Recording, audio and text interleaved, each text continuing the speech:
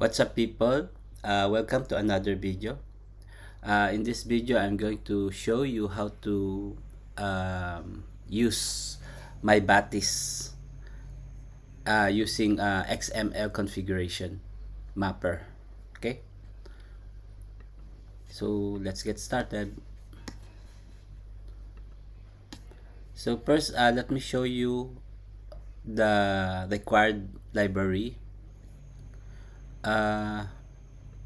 Basically, we only need, since this example is for Spring Boot application, so we basically need one library only for MyBatis, and this is called MyBatis Spring Boot Starter, and that's it. Then of course, since we are going to use PostgreDB, of course we need also the driver for Postgre. So for this demo, we are going to use two dependency, one for driver, DB driver, and another one for MyBatis framework. And of course, since this is a web application, we also need this Spring Boot Starter web. Okay, because later we're going to test this using REST API. Okay, all right. So after we add the required dependencies, next step is we need to configure the application.properties. In application properties, we only, of course, we need to we need to configure the data source. So yeah, you need to specify that. In our case, we're using Postgre, right? So of course you need to specify the driver class name for Postgre, which is this one, and the URL. In my case, I have a DB in my local PostgreDB. Then okay, the credential and the you don't need this actually, the schema. Okay, because later we're going to we are going to select the DB using the particular schema, so you don't need to specify this. Actually, there is also configuration to specify the default schema, but I forgot the syntax. Anyway, that's not the scope of this demo.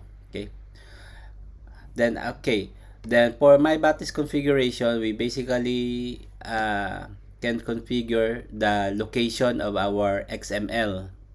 Okay, so in our application.properties, we need to specify this configuration, mybatis.config-location, meaning we're telling to Spring Boot that the location of our MyBatis configuration is basically the name of our MyBatis configuration is this mybatis-config XML, right? So basically, the Spring Boot will search this file, this XML configuration, under this resource folder. So this one. Right, if you configure it this way. Okay, so you make sure you put this file, this file name, mybatis-config XML, under this resource folder. Okay, which is this one. All right, so after that, we have other options also to configure the location of our XML mapper and the package of our model. Okay, but for this part, I will not use this because inside this XML configuration, I already have these two options, so I do not need to set it in the application.properties because it will be redundant. So for now, we are going to use this single line configuration for MyBatis, which is MyBatis config-location. So after telling to Spring Boot the name of our XML configuration, which is this one, MyBatis, then inside this we have to specify the name of the package, which is, in my case, I have this. Because you see this model package, right? This one, customer. This is actually my entity. this is mapped to our table. In our DB, we should have a table called customer, right? So yeah. So after configuring the package name, we also need to configure the XML mapper, this one, which is customer mapper.xml. This is under this folder mappers slash customer XML. So again, this folder mappers is under resource. That's why here in the resource folder we have mappers. And this is the name of, this is the customer mapper.xml. So this is basically the mapping our entity, our Java class against the DB table. Okay, that's why you can see here, take note, the namespace, actually this is the this is pointing to our package com demo mybatis demo xml mapper. So this is actually the interface, Java interface. Okay, so let's go to this package. Yeah, basically this one, customer mapper. So we have interface. This is our mybatis interface. As you can see here, there are some I commented this out because in this demo I do not want to use annotation. So for this demo I'm going to use XML. That's why I commented out the annotation equivalent of our SQL statement. Okay, so basically for this demo we only need interface and map and annotate it with an mapper annotation. Okay, then define the interface. This interface should be mapped with our XML mapper, this one. That's why here we have two method here, find all and save, right?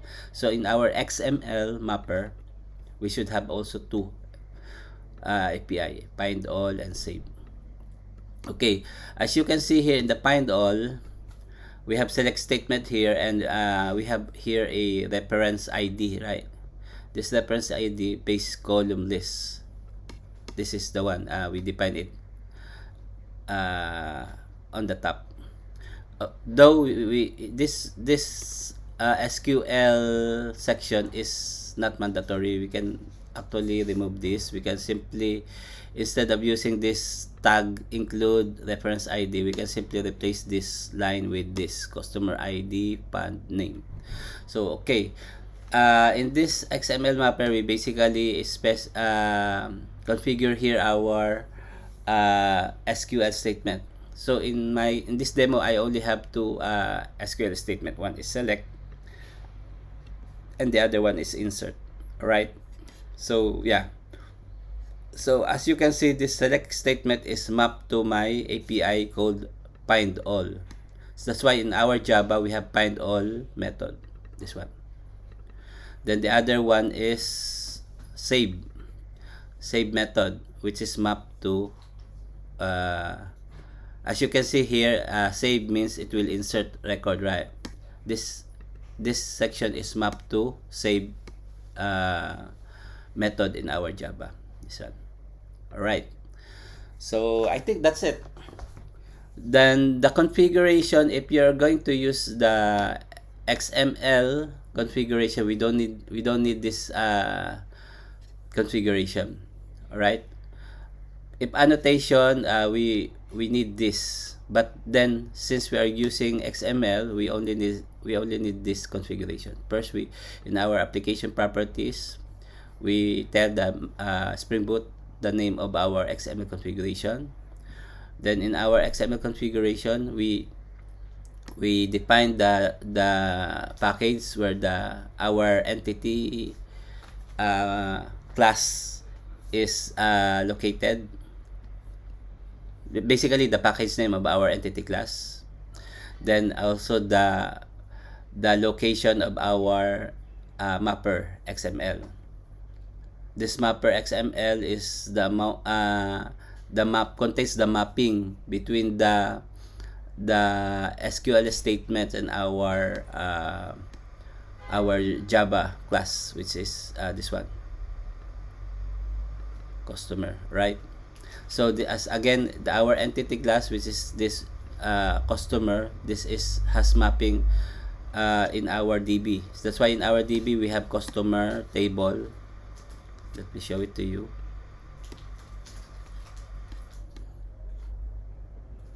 Okay, while loading, let me show you the XML mapper. Again, as I said, in our XML mapper, the namespace should contain the package of our mapper, our interface. Okay, in our case we have customer mapper. This customer mapper has basically has two methods. These two methods this two methods is the one actually we use to select and save records to our database. So yeah, basically these are the mapping. Again, for our select, we return a object called customer result map, right? This customer result map contains these three columns, right? Customer ID, this is the DB table, this is the DB table columns, and this is the Java fields. See, there's mapping here, DB column against Java fields. So let me show the DB table columns. This is my Postgre.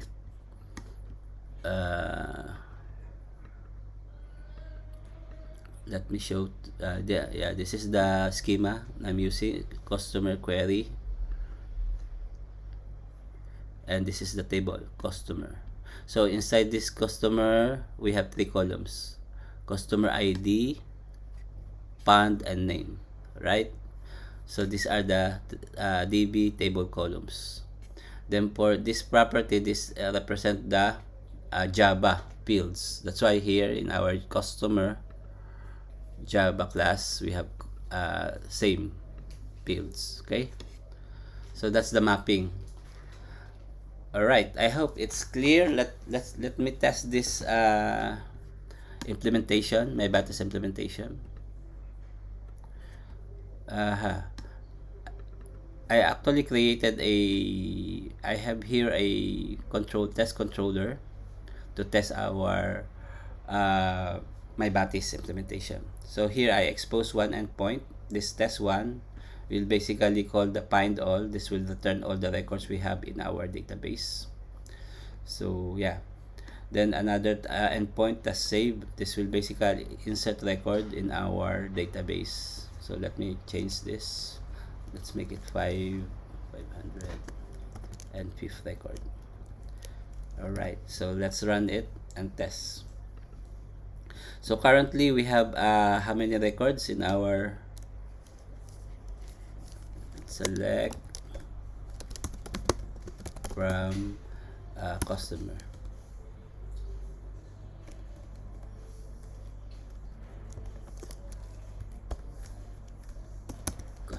Okay, so now we have 3 records. No, we have 4 records now, right? So we expect 4 records when we hit this endpoint test. Okay, so 4 records. Let me clear this. Curl http localhost.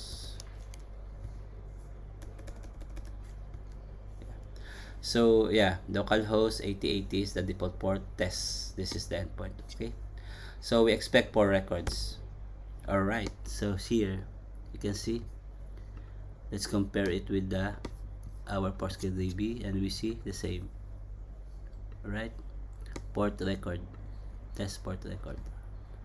All right, so yeah, so that's the first part. The second part of the XML configuration, I'll show it to you. This time, let me stop it first. A while ago, you see here in the application properties, I use the config location, right, for my Batis, then point it to our XML configuration. So we have another option. We can disable this. Instead of instead of using this config location, we can specify these two lines. The mapper location, it means we tell the Spring Boot that this is the location of our mapper classes.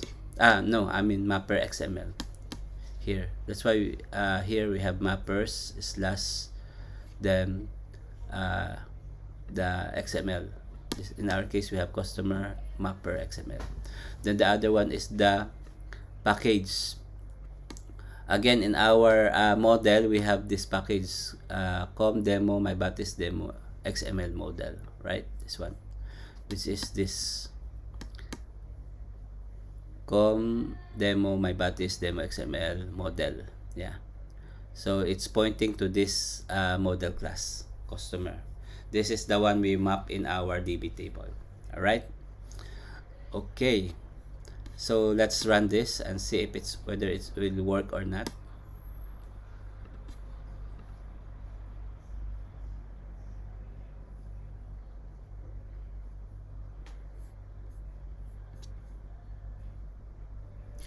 First, I want to double confirm whether it's working or not. So let me disable first this configuration. Okay. Then we hit again the endpoint. Alright, we get error. Okay, because we disabled the my batis configuration. Now we will enable. Again, we are not going to use this single XML configuration. I mean the location. This time we are going to use the location of the mapper XML and the package configuration. So these two lines. Okay, let's rerun it.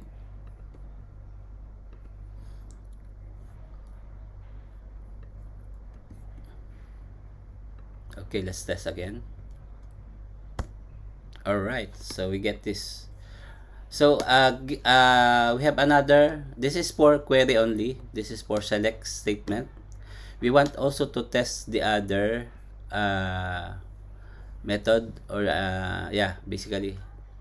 So this one is already tested. We want to test the save. This one is mapped to our this one to our customer mapper. This is this one save. Okay, so we want to test this method, save method. So we go again to our controller. We have another endpoint here. We call it test save. All right, so this time we are going to save this record. Currently it's not yet in the DB. We see there is 4 records only. So now we will save this record. Let's hit the endpoint, test save. All right, you see here it's there. Okay, let's call again the query. You should get this new record, test pip record. See, it's there. Let's double confirm it in the DB.